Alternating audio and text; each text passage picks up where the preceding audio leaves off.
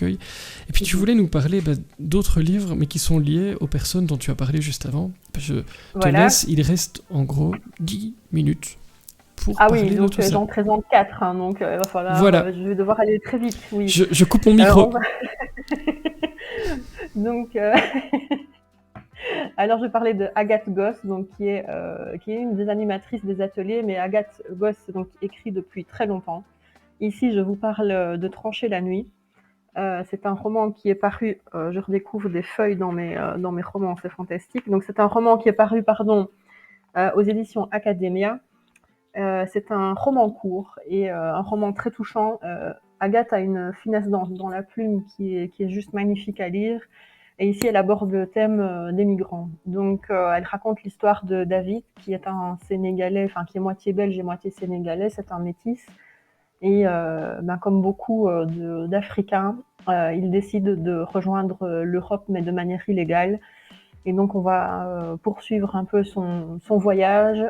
Et elle nous explique pourquoi il a fait ce choix dans le roman. C'est pas toujours celui qu'on croit, bien que on a tendance aussi à penser. Donc, voilà, c'est en plein dans l'actualité. C'est un roman qui est en plein dans l'actualité généralement. Donc, les Africains qui quittent leur pays, c'est pour un mieux. Ils fuient une dictature ou ils fuient la pauvreté, la misère, et ils rêvent d'un mieux. Donc voilà, ici, donc le thème est abordé ici avec une petite différence, un truc, un thème un peu plus touchant aussi, que je vous invite à découvrir, qui est vraiment, vraiment, vraiment magnifique, qui est poignant à lire, qui est très dur, hein, parce que encore une fois, c'est en plein dans les actualités, donc les reportages qu'on peut voir à la télé, en fait, pendant toute la lecture du livre, c'est ce que j'ai ressenti. En fait, j'ai pu voir et j'ai pu suivre le personnage, donc j'ai pu suivre le jeune David vraiment dans son périple, dans cette recherche de mieux, dans cette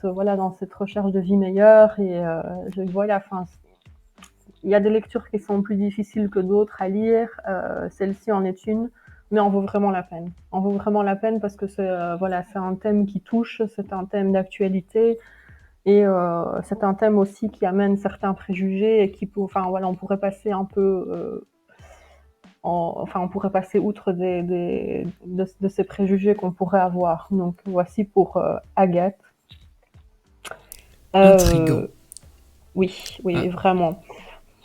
ça donne envie en tout cas d'aller voir du côté d'Academia. Ouais. Alors, on va suivre avec Yael Bodi. Yael Bodi qui a écrit La vie est un bol de cerises et qui est paru sur le livre en papier. J'en ai déjà parlé de ces deux romans-là, j'en ai déjà parlé sur mon compte Instagram, mais ce sont des auteurs qui sont peu connus, donc encore une fois, j'appuie vraiment et j'aime beaucoup parler des auteurs auto-édités ou qui sont très peu connus.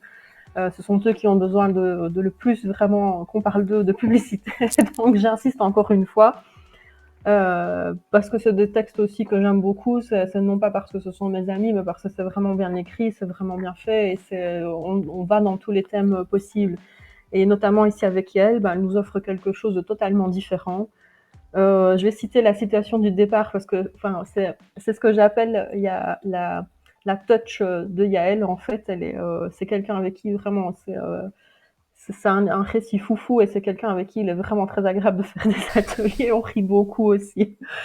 Et donc elle commence en disant donc l'amour c'est comme une cabine téléphonique, ça devient de plus en plus rare et quand on a la chance d'en trouver une, elle est en panne.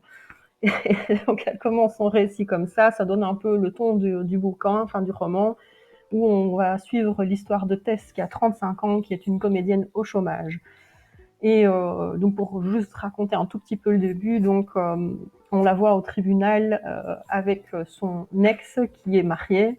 Il a essayé de tuer sa femme et finalement elle va apprendre qu'elle va se retrouver en plein milieu d'une télé-réalité parce que son ex a décidé de vendre son histoire avec l'appui de sa femme pour payer certainement les frais du tribunal et ainsi de suite.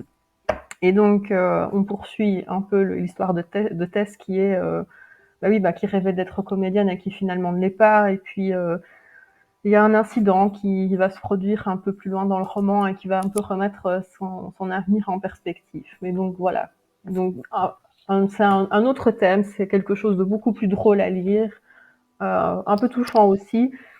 et vraiment à découvrir. Donc voici, alors je vais aussi poursuivre avec. Alors je l'ai imprimé, en fait je l'ai téléchargé sur ma liseuse. Donc ici j'ai juste imprimé donc, la page qui est Vent de liberté, Anne-Françoise Nates. Et donc il parle, alors c'est un récit de vie, qui raconte le cheminement du maître luthier Gauthier Loup. Alors il faut savoir que le récit de vie, ce n'est pas ce que je préfère de lire, voilà, c'est pas dans mes préférences, mais ici j'ai trouvé vraiment le récit passionnant. Il a une vie passionnante en fait, et il s'est nourri, il a beaucoup voyagé et il s'est nourri en fait de toutes ses expériences à l'étranger, de toutes les cultures aussi différentes, grâce à ses parents notamment, mais ça tout est expliqué un peu dans le récit de vie. Et c'est vraiment, ça se lit, mais c'est d'une fluidité mais, très très belle et parfait. Enfin, moi j'adore ces histoires-là où les gens sont partis à l'étranger, voilà, pour vivre leurs aventures et sont revenus grandis. Mais là, ici c'est le cas. Donc à voir. Donc pour discuter un peu plus, enfin à lire, pardon, pas à voir, à lire. Et donc pour discuter un peu plus, donc c'est paru aux éditions de l'Harmattan. Ça fait partie d'une collection qui s'appelle Encre de vie et qui est animée, dirigée par Anne-Marie Trecker. Et donc c'est une série de romans, une collection qui traite d'autofiction, de récits de vie et d'autobiographie. Et honnêtement, j'avais pas une image très très faux et très plaisante en fait des récits de vie. Je trouvais que, enfin, ça avait l'air d'être barbant et en fait, grâce à de nouveau Anne-Françoise et donc mon ami auteur, franchement, ça me donne envie d'en lire plus. Donc voilà. Et voilà, je ne sais pas combien de temps il nous reste, j'espère que j'ai du temps pour parler du dernier. T'as encore 3 minutes et Oh, ça va. Mamie Bébête nous... Et franchement, j'ai envie de te dire, Mamie Bébête nous dit les voyages parlent beaucoup à Valérie. Je pense que c'est pas faux. Et franchement, 4 livres en 10 minutes, mon chef, il serait tellement fier de cette rentabilité. C'est impressionnant. Une gommette verte. Ah, je dois dire. Wow. Non, mais Eh bien. ça donne plein d'idées en tout cas. Mais je te laisse parler du 4e et j'ai pas prévu la couve Voilà. parce que je sais pas duquel tu Non, vas parler. non. Toute Alors ça, surprise. désolée, oui, surprise, mais en fait, donc je vais parler de Christine Potier qui a écrit ce roman Tu sauras aussi. Donc je l'ai connue donc avec les ateliers d'écriture. Et en fait, il faut la contacter sur Facebook. Donc il faut contacter Christine Potier sur Facebook pour obtenir son roman parce que elle a choisi l'auto-édition, mais l'auto-édition où elle c'est pas donc comme le livre en papier par exemple, on peut commander sur internet les livres ou d'autres plateformes. Ici, c'est vraiment elle qui envoie, enfin qui se charge. Donc elle les fait imprimer, elle les fait imprimer, oui, avec une imprimerie évidemment. Mais je ne saurais pas dire laquelle. Enfin, c'est certainement noté, mais je ne m'en souviens plus. Donc je l'ai lu aussi. Il a été présenté sur mon compte Instagram. Mais encore une fois, une petite promo. Ça parle aussi de voyage, tiens donc. Ça parle aussi de voyage. Et donc, elle parle de Soline qui découvre une boîte mystérieuse qu'elle hérite de Naya, sa grand-mère. Et là-dedans, elle va trouver des choses intéressantes, notamment un journal aussi, et où elle découvre en fait un pan de l'histoire de sa grand-mère qu'elle ne connaissait pas. Et donc, ça va l'emmener au Bhoutan. Et donc, là aussi, ça fait voyager, ça donne envie, ça donne envie de partir au Bhoutan. C'est toujours bien détaillé.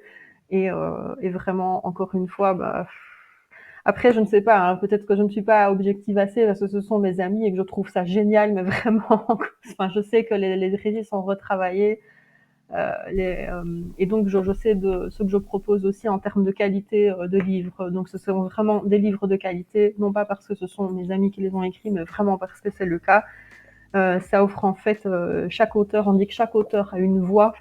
Et ici, je retrouve en fait la voix de chacun. Je retrouve la sensibilité de Christine dans Tu sauras. Je retrouve le côté foufou de Yael dans son livre La vie est un bol de cerises. On retrouve comment je vais dire, l'expérience en fait d'écriture de Agathe Goss dans Avec trancher la nuit. On sent l'expérience, on sent qu'elle est habituée d'écrire. Elle en a écrit beaucoup d'autres d'ailleurs qui valent la peine d'être lues. et Anne-Françoise avec qui je partage aussi donc souvent les ateliers d'écriture. On ressent aussi cette expérience, cette envie et toujours les récits, mais nickel, enfin vraiment nickel. Donc voilà. Donc j'espère en avoir bien parlé, j'espère avoir fait une belle promo et j'espère vous avoir en donné envie de lire, ces livres. Donc voilà, pour aujourd'hui. Tu nous fais un timing de politicien. Génial. Ah, c'est impressionnant. Hein. C'était un jeu qu'on avait quand je travaillais, je travaille toujours, mais avec les politiciens, c'était les interventions dans les journaux télévisés, par exemple. Vous savez, ils savent très très bien qu'en gros, ils ont 20 secondes ou 30 secondes et c'est calibré. Mais si vous saviez à quel point, tu nous as fait une politicienne là, sur ce coup-là. Merci beaucoup déjà pour le livre, les nouvelles élémentaires. Aya va pouvoir découvrir ça. Moi aussi, j'ai commencé, puisque j'ai eu le plaisir de le recevoir samedi, et donc j'ai commencé. Félicitations, je te le dis en live, je te le dirai aussi en dehors, mais c'est toujours chouette comme ça, de quelqu'un qui se lance dans l'écriture, qui essaye, parce que c'est un plaisir, on passe des bons moments dans les ateliers d'écriture. Regardez près de chez vous s'il n'y a pas quelque chose comme ça, ou alors venez à Rochefort, hein. Pourquoi pas.